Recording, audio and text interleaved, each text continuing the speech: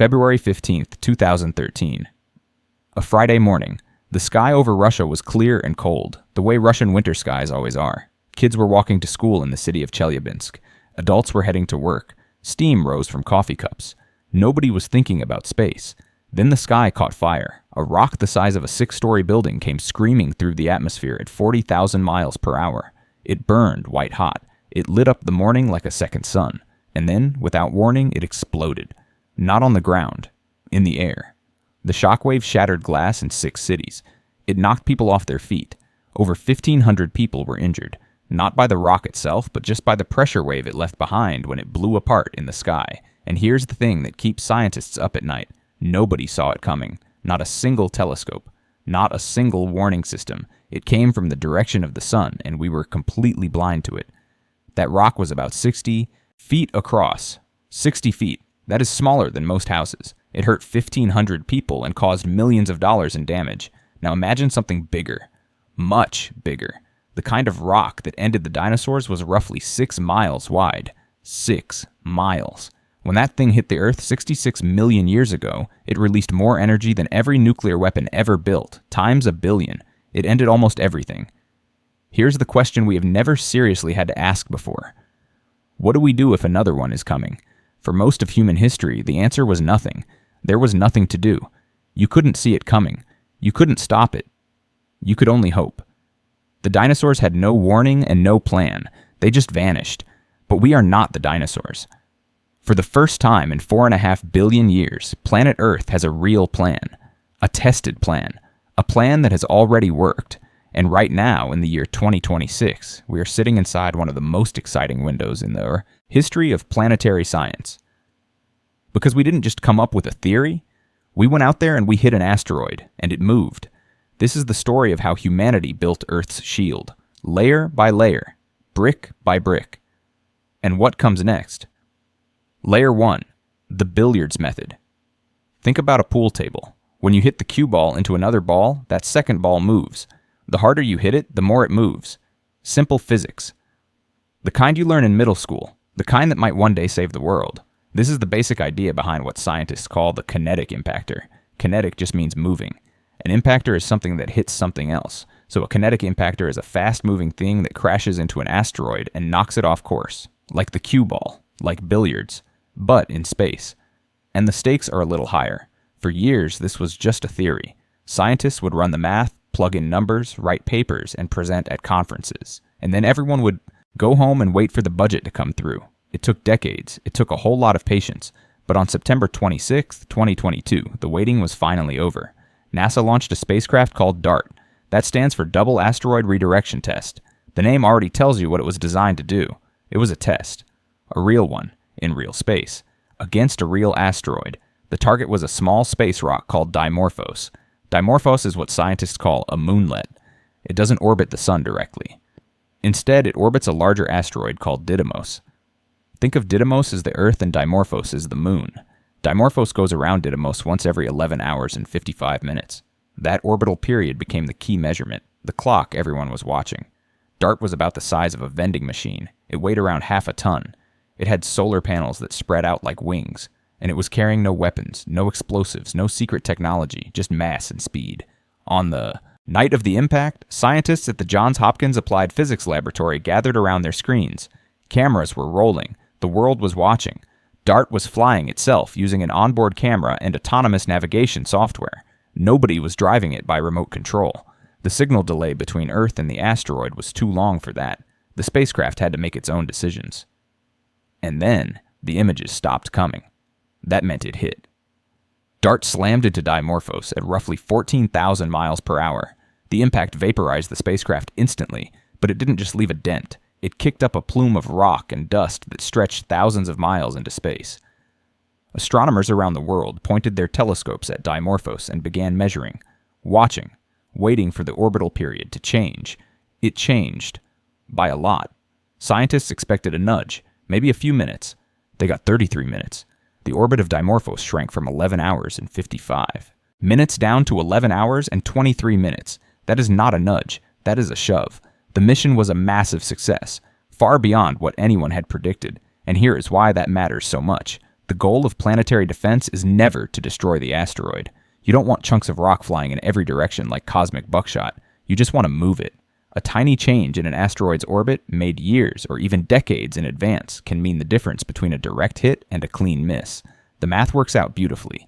The farther out you nudge it, the more that small angle grows over time. A change of a few minutes of orbital period, applied years before impact, can push an asteroid millions of miles off course by the time it reaches Earth. Think of it like aiming a garden hose at a target on the other side of a football field. Even a tiny twitch of your wrist changes where the water hits. The distance does the work for you. That's the geometry of planetary defense. And DART proved it works, but we only have half the story so far. We know we hit the asteroid. We know the orbit changed. What we don't fully know yet is exactly what happened at the impact site. What does the crater look like? How deep did it go? How much of the orbit change came from the spacecraft's mass, and how much came from the recoil of all that ejected material? That's where Hera comes in. Right now, as of March 2026, the European Space Agency's Hera spacecraft is traveling through deep space toward the Didymos system. It launched in October 2024, and it is scheduled to arrive at its destination in October 2026. Hera is not a weapon, it's a detective, a crime scene investigator. Its job is to fly around Dimorphos, map every inch of the impact crater, measure the mass of the asteroid, and give scientists the complete picture of what DART actually did. 2 small companion satellites will even descend toward the surface for a closer look. When Hera arrives, we will have the full story, the before and the after, the punch and the aftermath, and that complete dataset will be priceless because the next time we need to deflect an asteroid, we won't be guessing. We'll know exactly what to expect. Layer 2. The nuclear option. Now, let's say the kinetic impactor can't do the job. Maybe the asteroid is too big. Maybe it's coming too fast. Maybe we don't have enough warning time to fly a spacecraft out and gently nudge it. What then? Then you reach for the last resort. Nuclear weapons. Before you imagine a movie explosion with a heroic astronaut and a dramatic soundtrack, let me stop you. The plan is nothing like the movies. In the films, they always blow the asteroid up. They shatter it into 1,000 pieces. And yes, it looks great on screen, but in real life, that is one of the worst things you could do. You'd turn one big rock into 1,000 medium-sized rocks, all still heading toward Earth. Instead of one city destroyed, you might be looking at a continent covered in craters. The actual nuclear deflection plan is much more subtle, and in its own way, much more elegant. Here's how it works. You don't detonate the bomb on the asteroid's surface. You don't even detonate it inside the asteroid. You explode it nearby, close to the surface, but not touching it. And when the bomb goes off, it releases a massive burst of X-rays and heat radiation. That radiation hits the top layer of the asteroid's surface and vaporizes it almost instantly. That thin layer of rock and dust turns into a jet of hot gas, and that jet of gas shoots outward, away from the explosion. Physics is beautiful. For every action, there's an equal and opposite reaction. The jet of vaporized rock pushing one way pushes the asteroid the other way, just like a tiny rocket engine. That push is small. But if the asteroid is still far enough away, even a small push is enough. This method can work on asteroids that are much larger than what a kinetic impactor could handle. 500 meters across, a kilometer, even larger. The bigger the bomb and the closer the detonation, the bigger the push. Nuclear deflection would only be used as a last resort, the kind of scenario where you have a large incoming asteroid and only a few years of warning. It's the hammer when everything else is a screwdriver. It's the option you keep in the back of the room behind the glass that says, "Break only in emergency." No one is eager to use it, but everyone agrees it's important to have it ready, because some asteroids are just too big and too stubborn for anything gentler. Layer 3. The Scalpel methods. Now we get to the quiet methods, the patient methods, the ones that sound almost too gentle to be real. These are the approaches that don't explode anything and don't slam into anything. They just nudge, slowly, softly, over years and decades. They don't make great movie scenes, but they might be the most powerful tools we have. The first is called the gravity tractor, and it's exactly what it sounds like.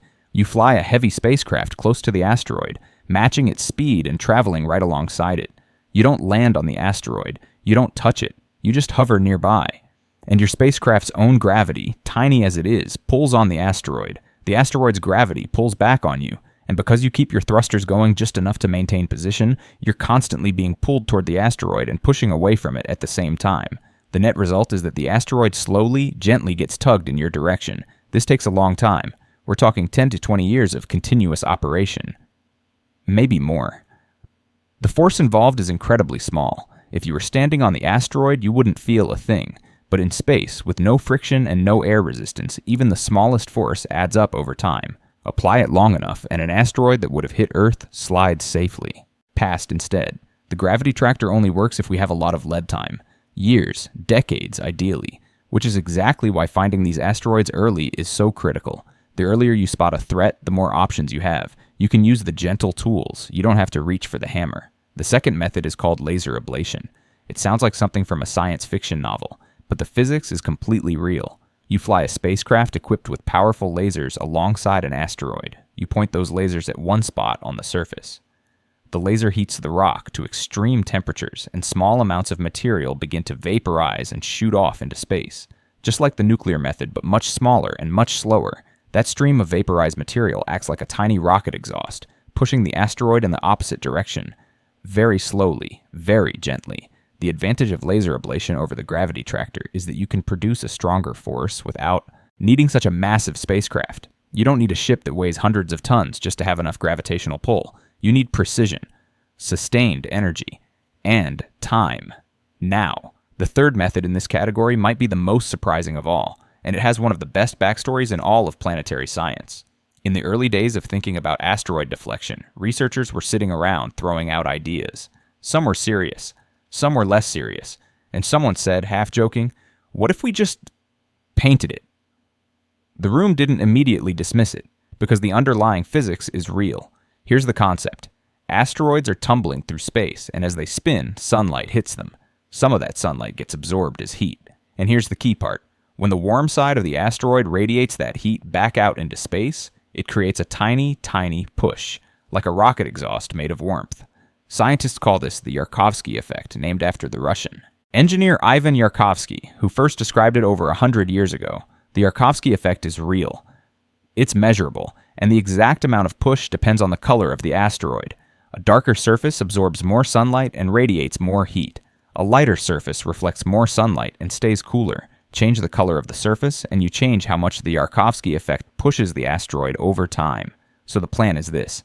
You send a spacecraft to the asteroid. You cover one side of it in white powder or reflective material, essentially painting it. The newly whitened side reflects more sunlight. The balance of thermal radiation shifts. And over years and decades, the asteroid drifts slightly off its original course. This is not a fast solution. It's a decades-long process, and it requires the most lead time of any method. But in a world where we're watching the skies carefully and finding these threats centuries before they arrive, it might be the simplest and cheapest tool available. No explosions required, no heavy spacecraft, just paint. It's also deeply satisfying in a human way, the idea that we could defend the Earth with paint. That somewhere in the universe there might be an asteroid quietly drifting away from our planet because someone had the patience and the creativity to whitewash a rock in space. Layer 4, the shield we're building. Right now, all of those methods, the kinetic impactor, the nuclear device, the gravity tractor, the lasers, the paint, they all depend on one thing, one irreplaceable thing: time. You can't nudge an asteroid that you don't know about. You can't deflect a threat you haven't found. And this is where the real work is happening right now, in this decade, in this very year. The hard truth is that we haven't found all the asteroids that could hurt us. Not even close. We've cataloged most of the really big ones, the mountain-sized rocks that could cause civilization-level damage. Those are well tracked. The risk from that category is very low, but there are millions of smaller asteroids out there, in the range of a few hundred meters across, and we've only found a fraction of them. An asteroid in that size range wouldn't end civilization, but it could destroy a major city or cause a massive tsunami if it hit the ocean, and many of them are invisible to ground-based telescopes because they come from the direction of the sun. Remember Chelyabinsk? It came from the direction of the sun. We had zero warning, and that rock was only 60 feet across. NASA has a solution in the works. It's called NEO Surveyor. NEO stands for Near Earth Object. The telescope is designed to look at the sky in infrared light, which means it sees heat rather than reflected sunlight. Asteroids that are dark and hard to spot in regular light still glow in infrared, and because NEO Surveyor will be positioned in space rather than on the ground, it won't have the same blind spot toward the sun. It can look in directions that ground telescopes simply cannot. NEO Surveyor is currently scheduled to launch around 2028. When it begins operations, it's expected to discover hundreds of thousands of near-Earth asteroids that we don't know about today. For the first time, We'll have a nearly complete catalog. We'll know what's out there, and knowing is always the first step. But here's something important. This isn't just an American effort anymore, and that matters more than most people realize. China's space agency, known as the CNSA, has announced its own planetary defense mission. The plan calls for launching both an observer spacecraft and an impactor spacecraft, similar in concept to how Hera follows DART. Their current target is an asteroid called 2015 XF261. The mission is planned for sometime between 2027 and 2030. Let that sink in for a second. The two largest space programs on Earth, programs that compete fiercely in almost every other area, are both working on planetary defense. They're using different methods, different spacecraft, and different timelines, but they are pointing at the same sky with the same ultimate goal. They both understand that an asteroid doesn't care what country it hits. It doesn't check national borders. It doesn't distinguish between Americans and Chinese or Europeans and Australians. The threat is planetary. And slowly, very slowly, the response is becoming planetary too. There have already been early conversations in international scientific forums about coordinating planetary defense efforts, sharing telescope data, sharing mission results, making sure that if a real threat is ever detected, the response isn't fragmented and competitive. Because this is one of those rare problems where cooperation isn't just nice to have, it's the only option that makes sense. Where we stand right now. Let's step back and take in the full picture. Where are we in March of 2026? We've tested the kinetic impactor and it worked better than anyone expected.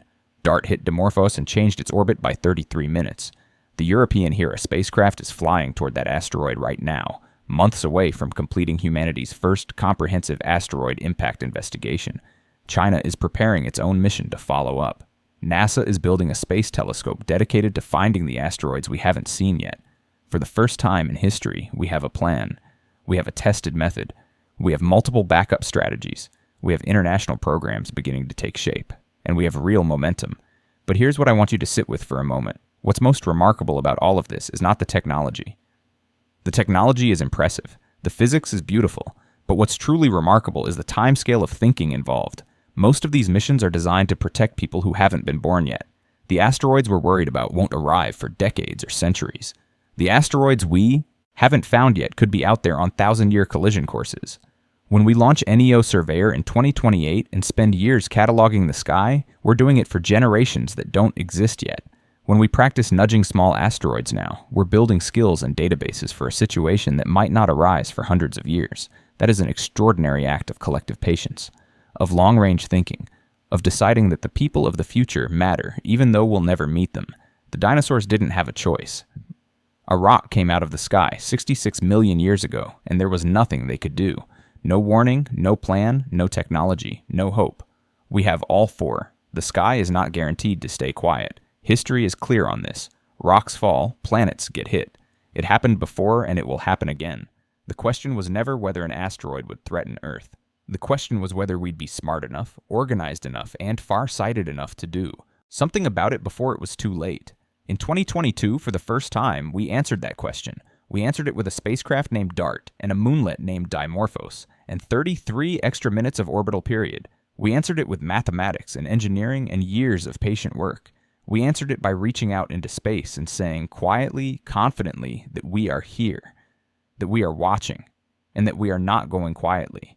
The dinosaurs had no say in their story. We're writing ours.